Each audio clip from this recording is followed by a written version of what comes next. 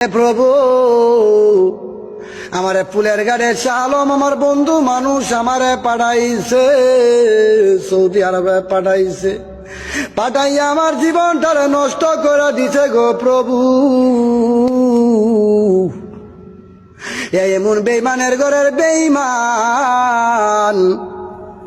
ফেরাউনের চেয়ে ফেরাউন অনেক ভালো ছিল।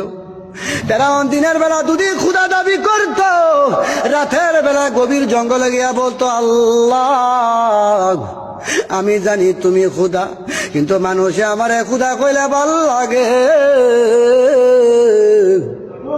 আমার উপরে নারাজ হইয়া তুমি আমারে গজব দিয়ে ধ্বংস করে দিও না।